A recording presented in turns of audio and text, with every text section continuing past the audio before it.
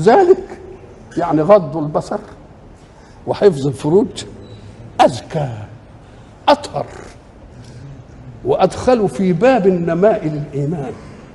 لأن مش هتيجي حتة إيه تعكر طهر الإيمان، ولا فيش حتة تخلي الإيمان ما يزدادش، لأن الإيمان كل ما تعمل طاعة يشع الله في نفسك منها قبسا،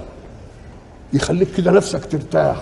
أجهزتك ترتاح، يبقى كل ما يجي إيمان يديك دي يديك دي يديك دي، يبقى اوعى تجيب حاجة أنت تدي رقي درجة تجي لك حاجة تنقصك إيه 10 درجات، تبقى مش أزكى بقى، لا أنمى ولا أطهر ولا أي. ذلك أزكى لهم، وأزكى أيضا أريح، مريحة، لأن مش هيخليك تحاول إنك تعمل إيه، تحاول تكبح عواطف ما عندكش دي خالص، ده بعيد خالص. إن الله خبير بما يصنعون،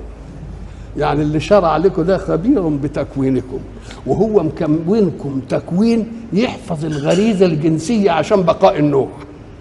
لكن بده يعلي الغريزة الجنسية ما توضعش إلا فيما شرع الإيه؟ فيما شرع الحق وشرع الله.